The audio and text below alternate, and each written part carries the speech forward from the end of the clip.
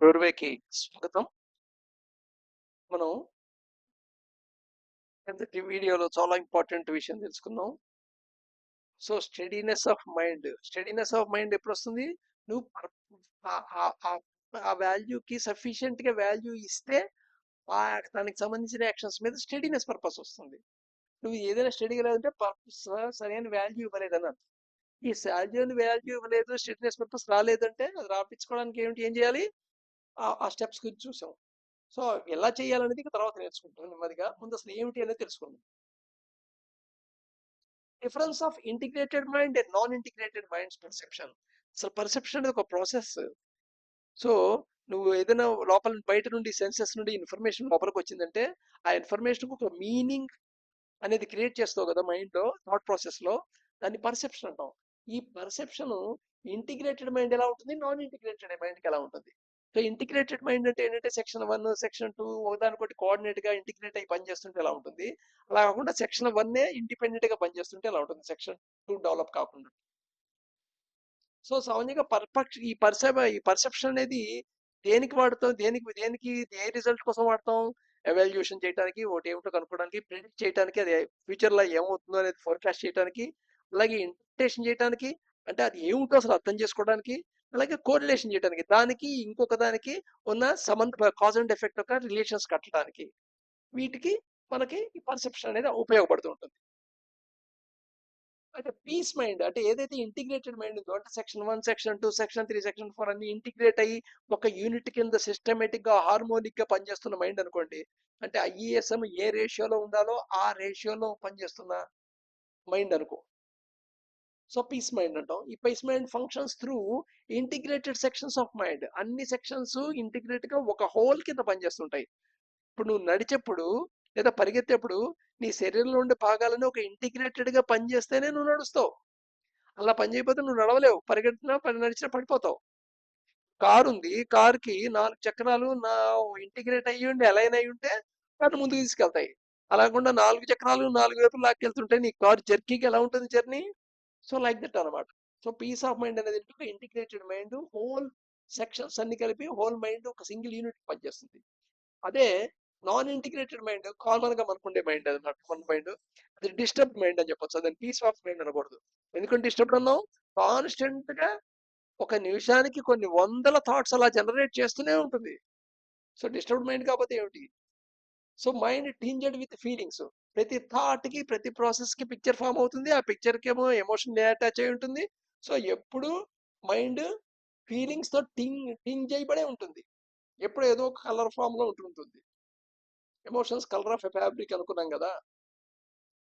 So ఇక్కడికి వచ్చేప్పటికి ఎలా పనిచేస్తుంది ఇది? ఇక్కడ ఒక రకమైన reasoning and logic, rational mind అంటుంటారు జనరల్గా. ఏమేమి వాడుతుంటాం అంటే టెస్ట్ మనీ వాడుతుంటాం. టెస్ట్ మనీ ఏంటంటే దీని గురించి ఇతర వాళ్ళు ఏం సర్టిఫై చేశారు, ఏం సర్టిఫై చేశారు, ఆ సర్టిఫై చేసిన వాడికి నీ మీద నీకు ఉన్న అభిప్రాయం ఏమిటి? సపోజ్ ఆల్రెడీ ఒకసారి సార్ అనుకుందాం, మీ క్లాస్ సార్. సార్ మీద చాలా బాగా పాఠం చెప్తాడని నీకు అభిప్రాయం ఉంది పాఠం వినగానే. లేదా ఇంకా వాడి పాఠం నువ్వు వినలేదు కానీ నీ సీనియర్స్ చెప్పారు, ఆయన లెసన్ బాగుంటుంది రా వింటాను కానీ. లేదా నీకు తెలిసిన బాగా క్లోజెస్ట్ ఫ్రెండ్ చెప్పాడు, లేదా మీ పేరెంట్స్ చెప్పారు. సో చెప్పడం బట్టి నువ్వు ఆల్రెడీ ఒక ఒపీనియన్ వేసుకొని లోపలికి వెళ్తావు. దీన్ని టెస్ట్ మనీ అంటాం. టెస్ట్ మనీ అంటే ఒక రకమైన సర్టిఫికెట్ అన్నమాట, ఇతరులు ఇచ్చే సర్టిఫికెట్. ఆ ఇతరులు ఎవరు ఇస్తున్నారు సర్టిఫికెట్ మీద నువ్వు టెస్ట్ మనీకి ఎంత వాల్యూ ఇవ్వాలో అడగదు. Next inference. ఇన్ఫరెన్స్ ఏంటంటే నువ్వు ఆ టర్మ్లో నువ్వు ఎక్స్పీరియన్స్ అవుతావు. ఆ ఎక్స్పీరియన్స్ బట్టి నువ్వు ఎజ్యూమ్ చేసుకుంటావు, ఒపీనియన్ లోకి వస్తావు. ఇలా కాబట్టి వీడు ఇలా ఇస్తాడు, ఇలా ప్రవర్తించాడు కాబట్టి వీడు ఇలాంటి ఉంటాడు అని నువ్వు ఎస్టిమేషన్ ఇస్తావు. ఇన్ఫరెన్స్ అంటే అది కరెక్ట్ కాదు, అయ్యి ఉండొచ్చు అని, బహుశా ఇలా అయి ఉండొచ్చు, వీడు ఇలా ప్రవర్తించాడు కాబట్టి వీడు ఇలాంటి వాడు అయి ఉండొచ్చు. ఇన్ఫరెన్స్ వాటిని కెమిస్ట్రీ ల్యాబ్ లో చేస్తుంటారు. ఒక టెస్ట్ చేయగానే ఇది కార్బొనేట్ కానీ బైకార్బొనేట్ కానీ అని ఇన్ఫరెన్స్ లో రాస్తుంటాం. సైన్స్ ఎక్స్పెరిమెంట్ చేసే వాళ్ళకి ఐడియా ఉంటుంది ఇన్ఫరెన్స్ అనేది. అలాగే డెడికేషన్. నువ్వు వాడితో ఆ పర్సెప్షన్ వల్ల నువ్వు ఏదైతే చేద్దాం అనుకుంటావు, evaluation purpose, prediction, interpretation, correlation ఏదో పర్పస్ ఉంటావు కదా, ఆ పర్పస్ కి నీకు ఎంత డెడికేట్ అయింది అనే దాని మీద వీటి మీద ఆధారపడుతుంటుంది. అందుకని ఓన్లీ సెక్షన్ 1 వాడతాం. సెక్షన్ 1 ఆఫ్ మైండ్ నే వాడతావు. మొన్న సెక్షన్ 1 ఆఫ్ మైండ్ పర్ఫెక్ట్ గా వాడతావు అంటే దాంట్లో ఉండే 4 సెంటర్లు హార్మోనిక్ గా ఉండవు. అంటే సపోజ్ హార్మోనిక్ అంటే ఏంటి, మ్యూజిక్ చూడండి, ఒక 4 ఇన్స్ట్రుమెంట్ తో ఒక పాట వాయిస్తున్నారు అనుకో, నలుగురు ఒక స్థాయిలో ఒక పద్ధతిలో వాయిస్తే నీకు పాట వినబడుతుంది. ఎవడి స్థాయి వాడిదో, ఎవడి ఇష్టం వచ్చినట్టు వాడు రిథమ్ లో వాయిస్తుంటే నీకు పాటలాగా వినబడుతుందా? ఇన్ హార్మోనిక్ గా ఉంటుంది. సో ఇన్ హార్మోనిక్ సెంటర్స్ తో సెక్షన్ 1 తో పనిచేసే పర్సెప్షన్ అనమాట, డిస్టర్బ్ మైండ్ చేసేది. సో అందుకని పర్సెప్షన్ లోపము ఇష్టంగా ఉంటుంది. అంటే ఆల్వేస్ నీకు ఇన్కరెక్ట్ నాలెడ్జ్ పర్సెంటేజ్ ఎక్కువ ఉంటుంది కరెక్ట్ నాలెడ్జ్ కంటే. అండ్ దాంట్లో నుంచి నువ్వు పాస్ట్ లోకైనా వెళ్ళిపోతావు, మెమరీలోకి వెళ్ళి, లేదా ఇమాజినేషన్ లోకి వెళ్ళిపోతావు, ఇలా మైండ్ మోడిఫికేషన్ స్లీప్ మోడ్ లోకైనా వెళ్ళిపోతావు. సో దేర్ ఫార్ ఆ ఇచ్చే మైండ్ మోడిఫికేషన్ నీకు ప్రెసెంట్ గా అన్ప్రెసెంట్ గా నీకు ఎక్స్పీరియన్స్ ఇస్తుంటుంది.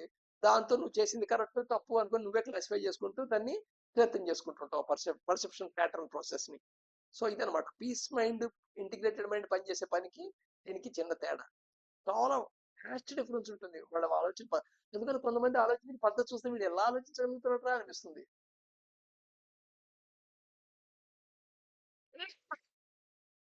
సో నౌ ఇప్పుడు డిస్ఇన్ఫెక్షన్ ఛాంబర్ డెవలప్ చేసుకోవడం, ఐఈఎస్ఎం ఒక రేషియోని మార్చుకోవడం. సో వీటికి చేయడానికి ఏం చేయాలి? టెంపెస్ట్ క్రియేట్ అవ్వాలి. టెంపెస్ట్ క్రియేట్ అప్పుడు ఏం కావాలి? కొత్త వాసనాస్ డెవలప్ అవ్వాలి. ఓల్డ్ వాసనాస్ ప్లేస్ లో అవి పరిష్ చేయాలి.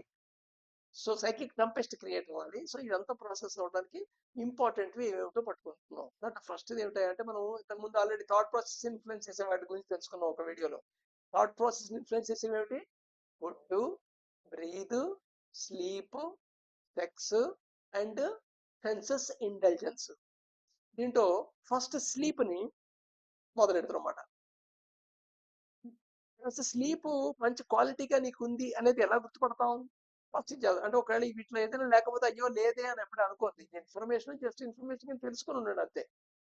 So you falls asleep in no more than 30 minutes. నువ్వు బెడ్ మీద పడుకున్న తర్వాత అరగంట లోపలే నీకు నిద్ర వచ్చేసి ఇష్టం అనేది ఇట్స్ ఇండికేషన్ అనమాట క్వాలిటీ స్లీప్ ఉందనేది.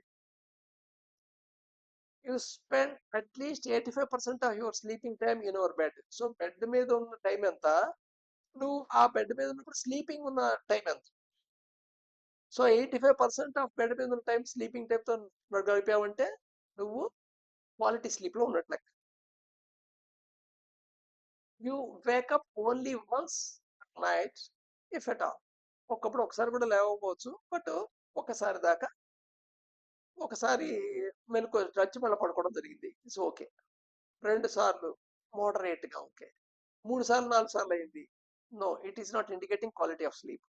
సో క్వాలిటీ ఆఫ్ స్లీప్ యొక్క లక్షణాలు చెప్పుకుంటాం.